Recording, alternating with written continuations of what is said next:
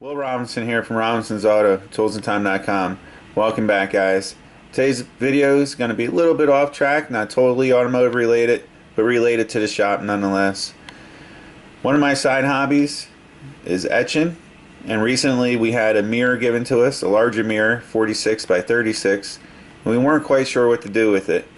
However, once we moved into the new shop, started redoing the office, I found a perfect spot for it. One thing I will be using today is the Silhouette Cameo. It's a cutter. Kind of works like a printer, however it has a razor knife in it, and you can use it for cutting vinyl and many other things. I created the project and laid it out with using Cameo Studio. Essentially, this is a small scale, full size template of what it's going to look like from the front side of the mirror. Mine is 3 inches from each side. Remember, it's 46 by 36. There's a couple challenges we'll have to overcome, and one of them is the Silhouette Cameo only cuts 12 inches wide, and the vinyl is only 12 inches, so we got about 10.5 inches safely to work with without getting too close to the edge of the vinyls. So we're going to have to break this project down now that I have it created. And secondly, we got to etch everything in reverse, so I have to mirror image this. This will become more self-explanatory as we move on. We're going to mirror and flip horizontal. And then I'm going to take and center everything back onto our project. And this is how it's going to be laid out and printed and cut and then transferred. Okay, I'm just going to verify that I got the cut and settings correct one more time. We're going to go up here. Project's ready. The Cameo 2 is ready. Now we're going to start cutting. I'm going to give you guys visual on what this thing's going to be doing up here. And as I mentioned, it's essentially a printer, but it has a razor knife in it. So now our project's going to start cutting, and it's just going to sound like this all the way to the end.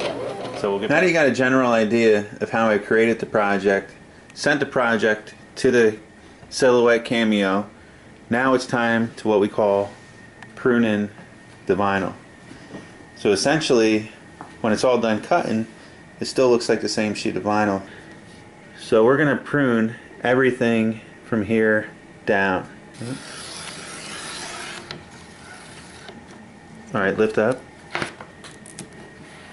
Tammy's somewhat of an expert already, so you can start pruning. Give him a quick demonstration.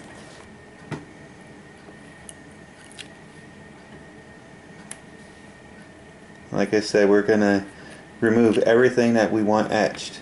And sometimes she makes it look easy, but a lot of times these little tiny pieces right here, they tend to prune out on you. But this vinyl seems to be cutting really well compared to what we used last. It is. Doesn't even look like English, right? Nope.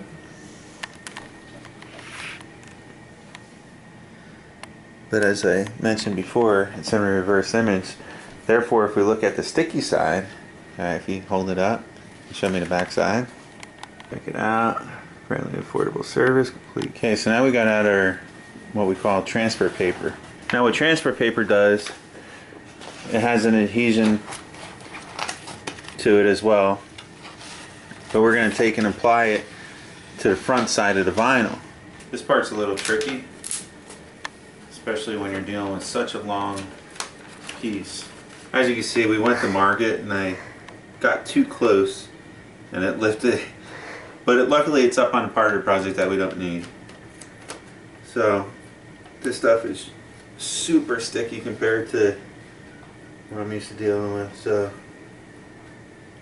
we're going with that because I already landed.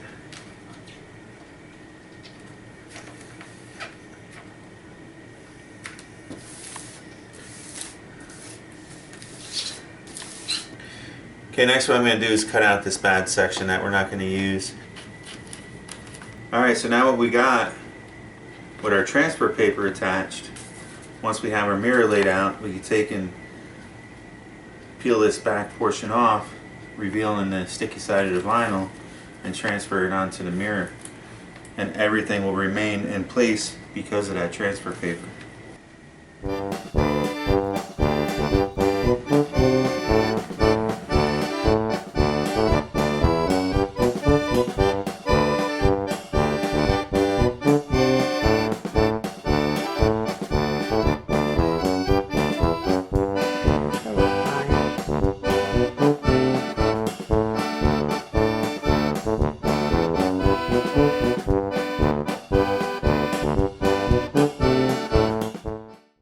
should be your final pruning of this project, at least. This project.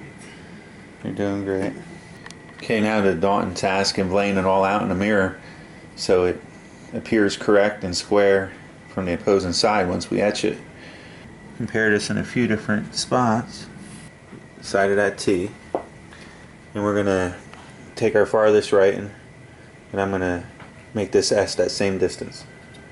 Next, what I did was found center of the speech bubble in the text and then lined up center all the way through. Then what I did now, you can use a piece of masking tape. I just had a roll of electrical tape nearby. But I taped down the upper perimeter. Fold this over.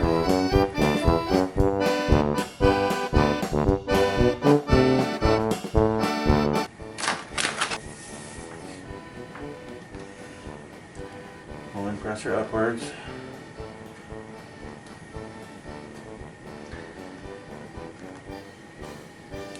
This is where a squeegee comes in handy.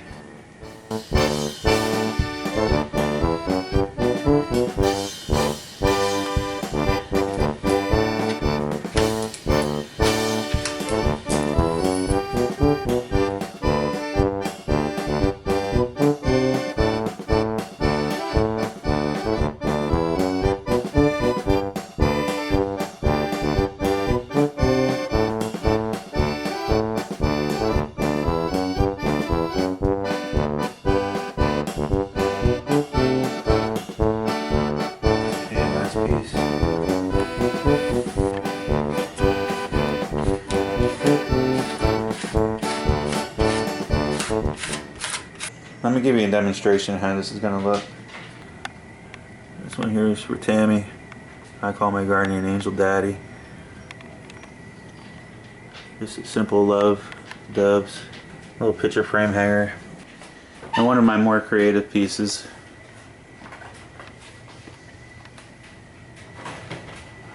I just bought the mirror separate, drilled the hole.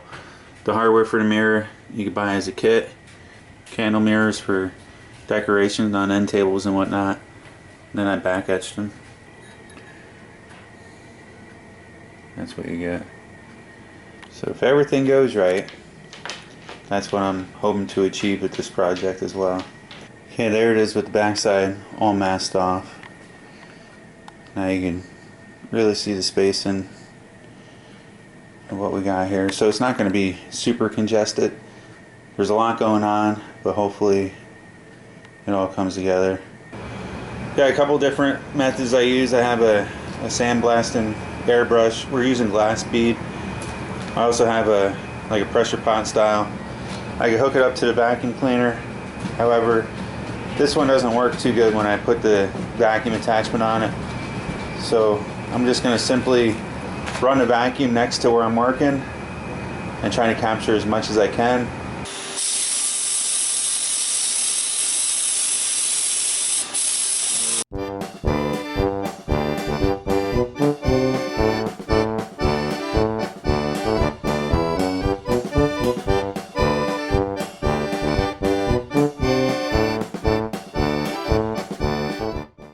Okay, we finally got it all etched out.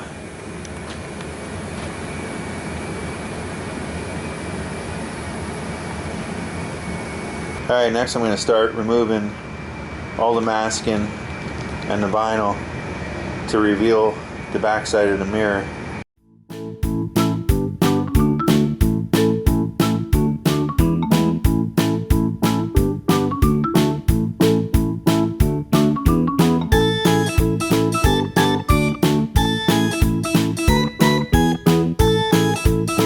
After about 2 hours of removing the vinyl.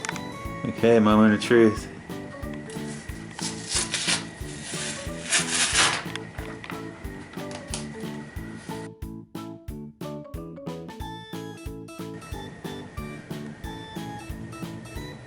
Or you could backlight it, whatever color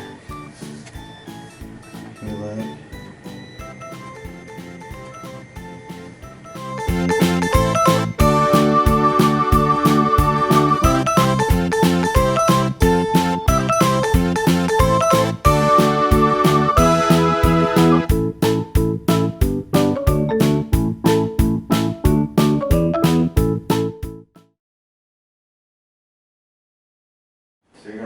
and this is going to be your countertop.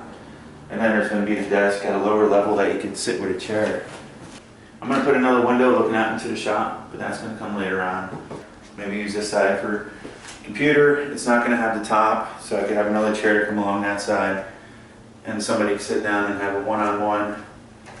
And this is more like where just a traditional transaction would take place over here. Just trying to cover all bases with the limited space I have. And I found the best way to do that was just purchase some timber. I probably got about $175 total into materials so far. I bought a second piece of this 12 by 3/4, 72-inch long. And that's what I made that one side out of. Now I just cut 2 more at 14 1/4. And that is going to be the height of the countertop. What I got to do now to build the top countertop, I can run the bottom kicker. That's going to be where the facial mounts to. 3 different layers where I can staple it. I want to set how far in that countertop support is going to be. We essentially want these 2 edges to line up.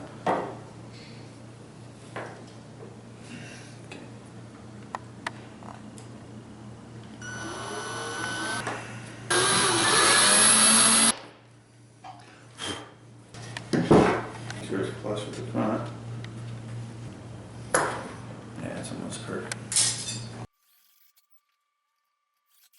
Okay, so on this side, I'm just going to screw it right to, there's a 2x4 that runs right behind this wall, right here. So we're just going to, I already measured it out, it's about 1.5 inches in.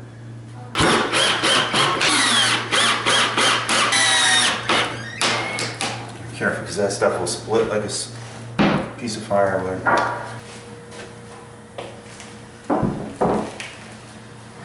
It should have the same overhang as the bottom, because we bought it the same 72 inches long.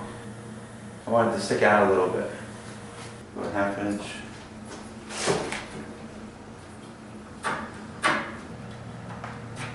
Because now the facial will go underneath that.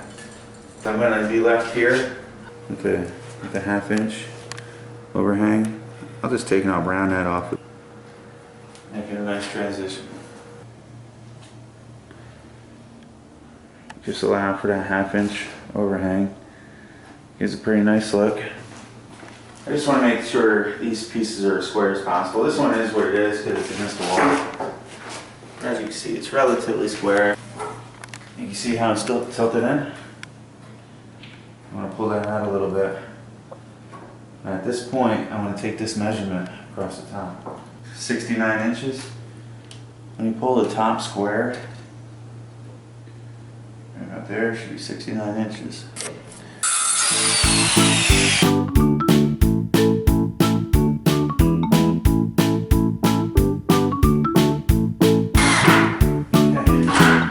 Alright, now we just need one more for the kicker at the bottom.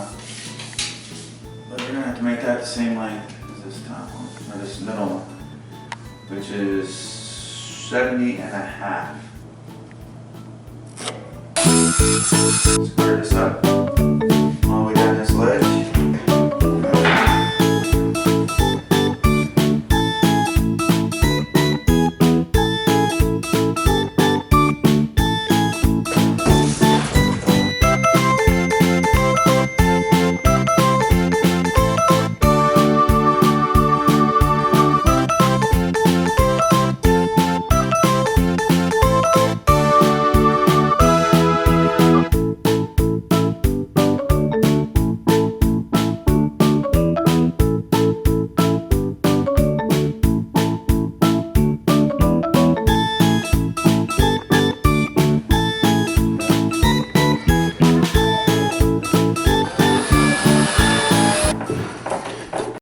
Can I get my car worked on? Well, every time I work on a car for you, I don't get paid.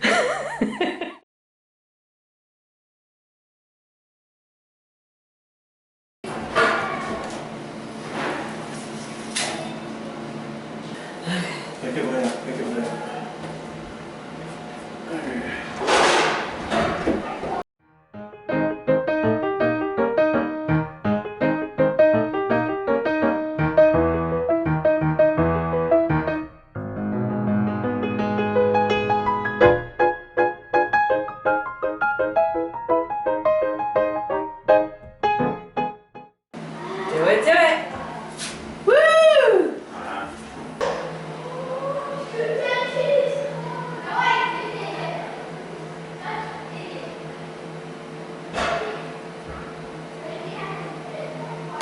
that's that.